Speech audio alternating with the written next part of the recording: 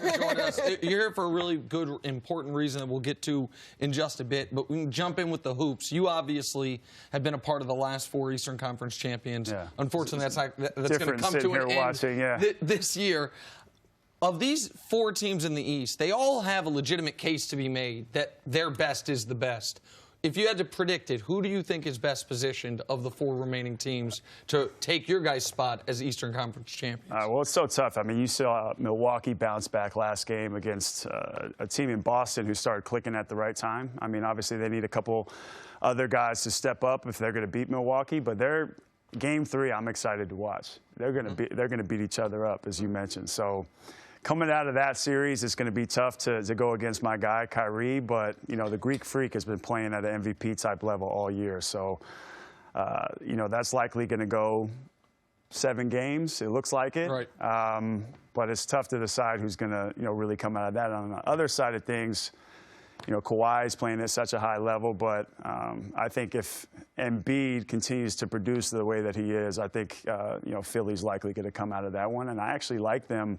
You know, depending on who they play, if Embiid's playing at a high level and he's healthy, they're going to be tough to beat. In the Western Conference, we know that the Warriors, trying to go to their 5th straight final, the elusive chance to try to three-peat, you guys are only teams in the NBA that can really be able to simulate some of that pressure. Sure. Give us some of the things that you know that they're going through, that are going to be challenged, not X's and O's, but just off the court of how you have to be at a high level for such a long time and how exhausting it is. Well, it's that sustained excellence, like you said, and going to 4 straight finals. I know I was out the first year, but just continuing to stay locked in mentally is a hard thing to do. You know, you have 82 games plus. They're probably playing 100+ games a season. You know, being around these guys every single day, you have to, you know, there's going to be some things, as David West mentioned after they won it last year, there were some things behind the scenes that you didn't see. And that happens every single year. And you either keep those things internal, or if you were like us and thrived under chaos, a lot of those things, you know, were out in the open and you guys were sitting here talking about. So you have to continue to have that motivation. I believe that they have that because so many people want to see, you know, dethrone them and take their crown. But they're going to be another team that's really tough to beat because look at their personnel. Kerr has them really running their stuff, and you know, adding a guy even like Bogut to their system. He was so tough to play against in many places, but especially for them because he can pass, hold down the middle, and he's just another guy. Screens too. A lot of dirty, best screener in the league. Yeah, best. That's one way to put it. Hey, listen, if you can set a dirty screen and get away with it most of the time, you're the best screener in the league. And getting those guys open, all they need is a second. All right, Kevin. So you know all too well what this Warriors matchup feels like, having done it 4 times.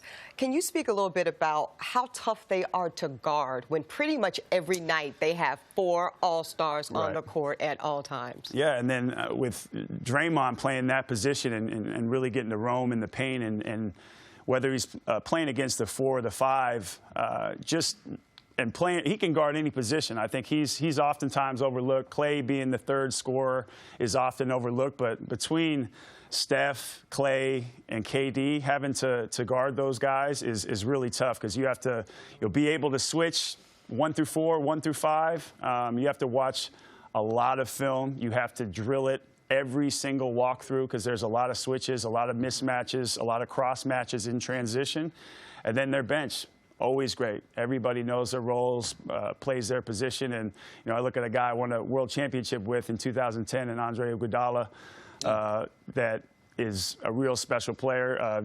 You know, 2012 in London, played with him as well. He's just continuing to play his part and kind of flies under the radar with them. Obviously, the story for the Warriors thus far this postseason has been the tear Kevin Durant's been on ever since he got challenged a bit game 2, the Patrick Beverley game. He reminded the whole world, I'm Kevin Durant. Right. He reminded himself as well. And since then, he's playing, I think, the best basketball of his career. And that's shifted the conversation to, is Kevin Durant the best basketball player in the league? You were a part of last year what I considered to be, aside from the championship, maybe the highest historic run. What LeBron did in that, and that's no disrespect to your contributions, but your team had 3 total makeovers during the year. Sure. You then, at the tail end of the run, got concussed. You had missed essentially games 6 and 7 of the Eastern Conference Finals going into the NBA Finals.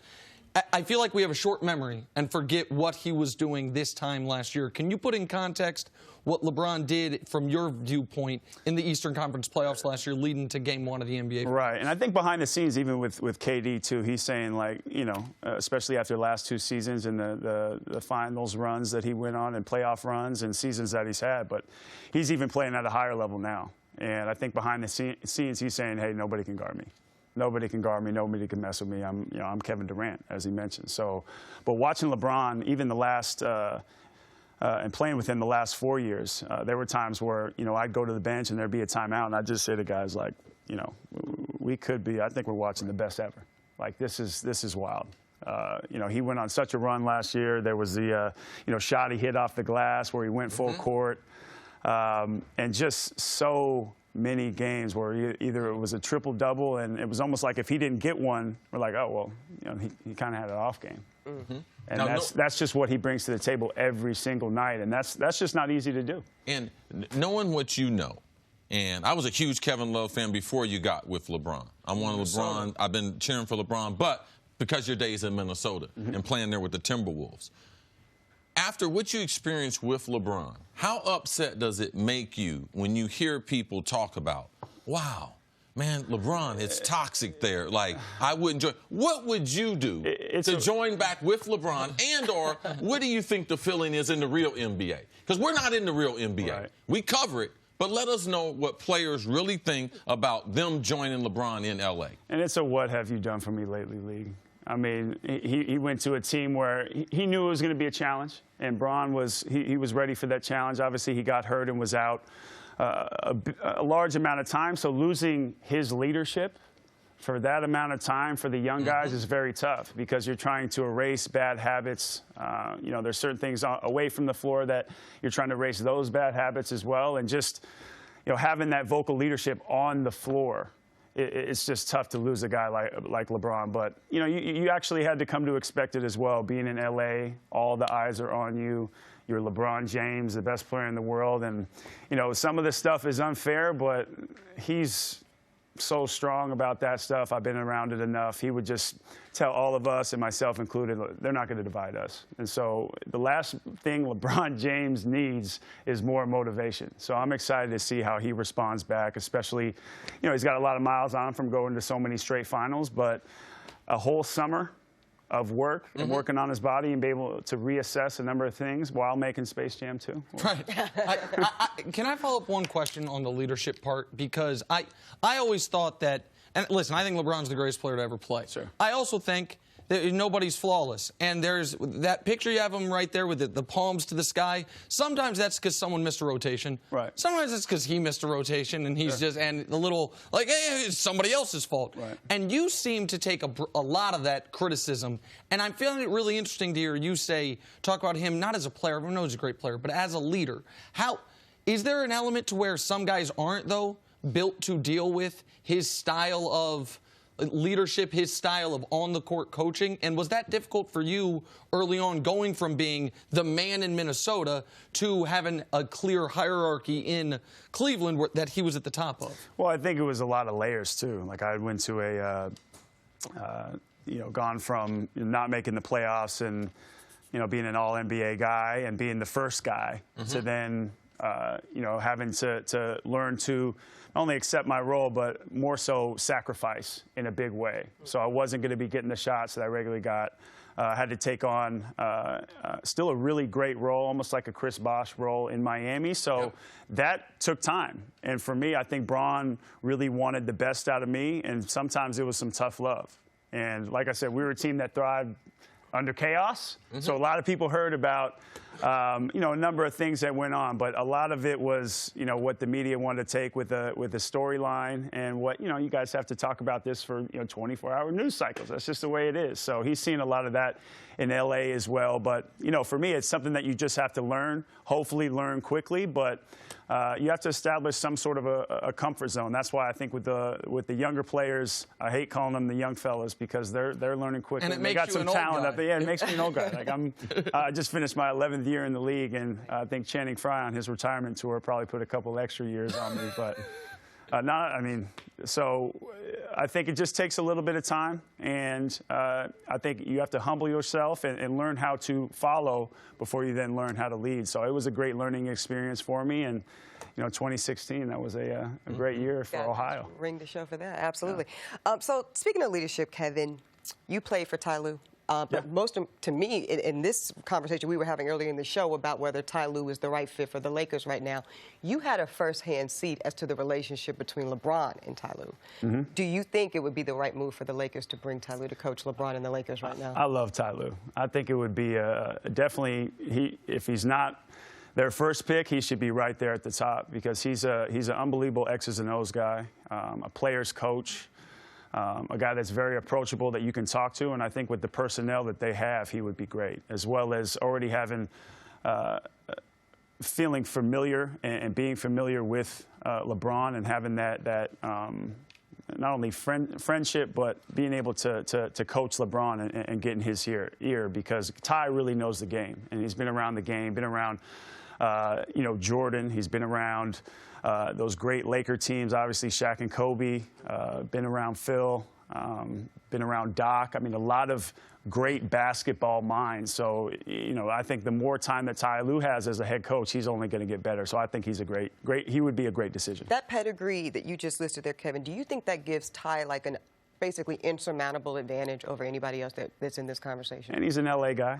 It doesn't always work well for people like that. But I think Ty Lue's a guy that he's made to coach a team like LA and, either inherit or take over a great team like we have, but also build a culture, build a team, and, know how to deal with each and every player as an individual. Your legacy when you are done playing is going to be multi-layered. It's going to be you helped bring a championship back to Cleveland. It's going to be that you were the best long court passer since your namesake, Wes Unseld. We were talking about before the show. It's going to be a guy that was 25-15 and found ways to then develop an outside, all these things.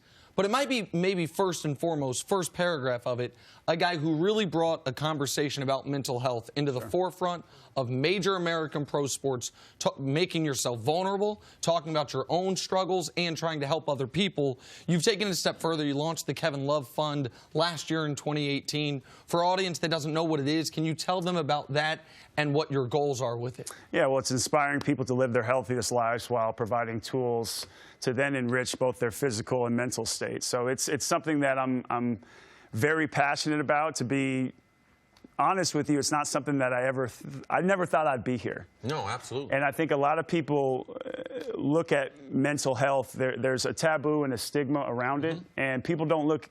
I think sometimes people feel like people will look at you as weak or look at you as unreliable. I think that was something that being vulnerable and sharing my story, I was very worried or even scared about was how my teammates were going to react, because my basketball has always been my safe place. It's always been a place where I've gone and have been able to express myself and get away from the norms of having anxiety or having my bouts with melancholy or depression. So it's always been a safe place for me. And having my teammates know what I was dealing with and what I've been dealing with since as early as I can remember, that was a really scary thought. But in pressing send on my Players Tribune article and mentioning that everybody's going through something and dealing with something either firsthand or within arm's reach or arm's distance, it has established a huge community around such a great cause. So I think moving forward with the Kevin Love Fund, it's really going to it doesn't discriminate. It's not going to be centered around any one demographic, but we have really, really great partners in this and Bring Change to Mind and Just Keep Living. We're working with UCLA Athletics. We're working with Headspace, a meditation app. So we're finding different ways to affect the masses as well as affect kids. I think that next generation is so big in what we do, and as parents, that's why working with Channing Frye, I got to understand it even more from his perspective.